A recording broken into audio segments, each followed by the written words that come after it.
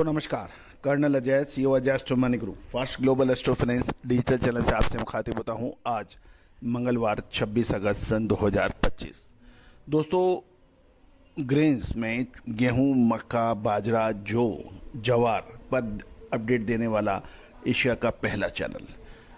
दलहन, तिलहन, मसाला, अनाज, कपास, इन सभी पर आपको अपडेट लगातार मिलते हैं। दोस्तों, मक्का, गेहूं के बारे में जो हमने आपको अपडेट दिए वो काफ़ी हद तक सही साबित हुए हैं। आप भी चाहते हैं कि हम आपको लगातार अपडेट दें, विश्लेषण दें, अग्रिम रिसर्च रिपोर्ट दें, उसके लिए आप संपर्क कर सकते हैं, जो कि सहयोग राशि अदा करने पर उपलब्ध हो सकेगी। खबर निकल के आ रही है कि मक्का की कीमतें स्थिर से कमजोरी की तरफ अग्रसर हुई हैं। बम्पर खरीफ मक्का की फसल होने की उम्मीद लगाई जा रही है। जानिए रिपोर्ट विस्तार से। दोस्तों, खबर निकल के आ रही है कि सोमवार को यानी कल प्रमुख केंद्रों में मक्का की कीमतें स्थिर से मामूली कमजोरी इसकी तरफ झुकी रही, क्योंकि खरीदार अगले महीने शुरू होने वाली बम्पर खरीफ फसल की उम्मीद में से सतर्कता का रुख अपना रहे हैं। स्टॉक बेचने वालों की दौरा बढ़ी हुई बिक्री ने सेंटीमेंट पे दबाव थोड़ा डाला। यदि हम गुलाबबाग मंडी में देखें तो मक्का की कीमतें 25 रुपये कमजोर होकर 2325 से 2350 रुपये पे बंद हुई। खरीदारी धीमी गति थी, जबकि स्टॉक बेचने वालों से बेहतर बिक्री की भी उम्मीद की जा रही है। पिछले साल की तुलना में कुल मिलाकर खरीदारी कमजोर दिख रही है। स्टॉक बेचने वालों की सेंटीमेंट में भी इतनी मजबूती नहीं है, क्योंकि सितंबर के मध्य से बम्पर खरीफ फसल की उम्मीद नजर आ रही है। पिछले साल जब खरीफ की फसल आई थी तो अधिकांश दक्षिण भारत के खरीदार सितंबर के मध्य से बिहार के मक्का को खरीदने के लिए काफ़ी अनविलिंग हो गए थे, और इस साल ऐसी स्थिति देखने को मिल सकती है। नई मक्का की फसल सितंबर के तीसरे सप्ताह से कर्नाटक के कोप्पल क्षेत्र में शुरू होने की संभावना है, और तेलंगाना की फसल भी उसी समय के आसपास शुरू होने की उम्मीद है। खरीफ फसल पिछले साल की तुलना में 15 से 20% अधिक होने का अनुमान लगाया जा रहा है। पानागढ़ क्षेत्र में इथेनॉल उत्पादक कंपनियां अपनी खरीदारी को धीमी कर रही है, और कीमतें अब 2370 रुपये के रेंज के अंदर बताई जा रही है प्रति क्विंटल। दूसरी ओर दक्षिण भारतीय पोल्ट्री खरीदार भी यानी मौजूदा दरों पर अपनी खरीदारी धीमी कर रहे हैं। तमिलनाडु में कीमतें पिछले कुछ सप्ताह से 50 रुपये प्रति क्विंटल घटकर 2550 रुपये प्रति क्विंटल हो गई है, और एक रेंज बाउंड भाव में व्यापार होने के समाचार मिल रहे हैं।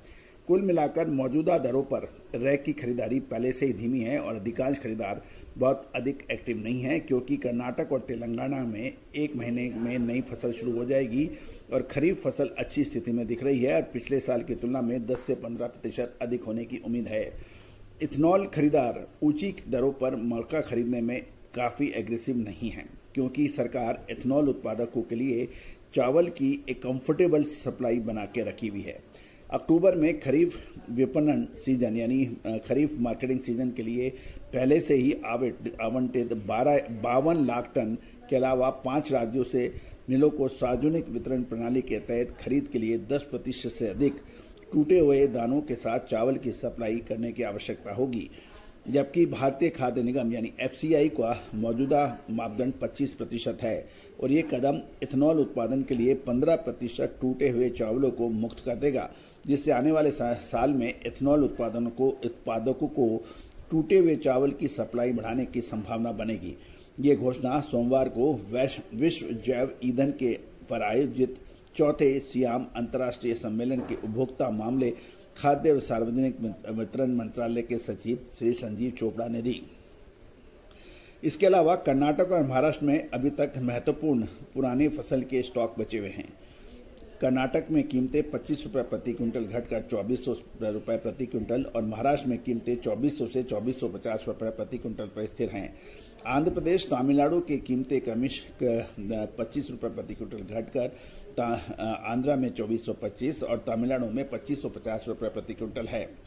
वर्तमान सीन में देखें तो बिहार के स्टॉक बेचने वालों को अच्छा रिटर्न मिलने की संभावना अब कमजोर दिख रही है, क्योंकि कीमतों में कोई भी महत्वपूर्ण वृद्धि मुश्किल लगती है। मध्य और दक्षिण भारत में स्टॉक रखने वाले और स्टॉक बेचने वाले अपनी पुरानी मक्का के स्टॉक को बेचने में सक्रिय यानी एक्टिव हो गए हैं, क्योंकि पिछले कुछ सप्ताह में बम्पर फसल शुरू होने की उम्मीद है। प्रमुख खरीफ उत्पादक क्षेत्रों में कुछ भारी बारिश की सूचना भी मिल रही है। हालांकि फसल को नुकसान की संभावना अभी कम है। वास्तव में बारिश कई जगहों पर फसलों के लिए फायदेमंद भी साबित हो रही है। आगामी खरीफ फसल पिछले साल की तुलना में 10 से 15% अधिक होने की उम्मीद है।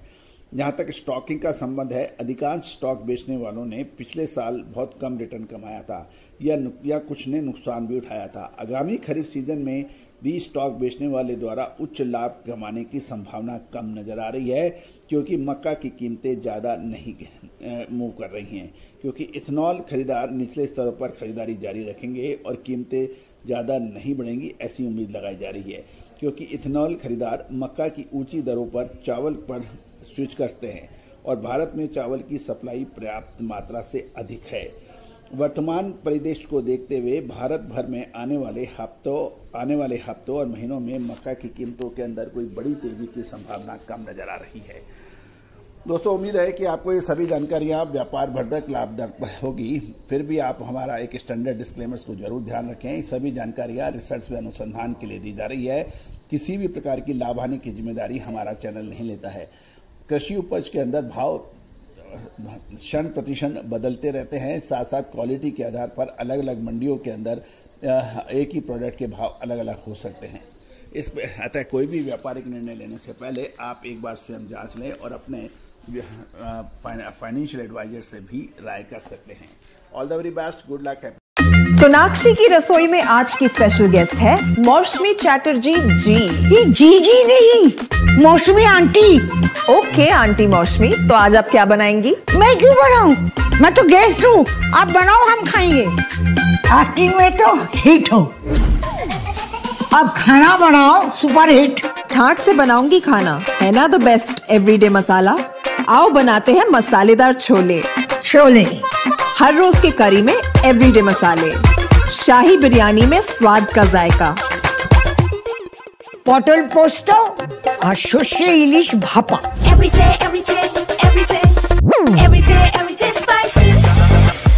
साफ मसाले, खुशबू और प्योर झांझ, टेस्ट से भर दे हर जुबान पे स्वाद। एवरीडे मसाले, देश का स्वाद।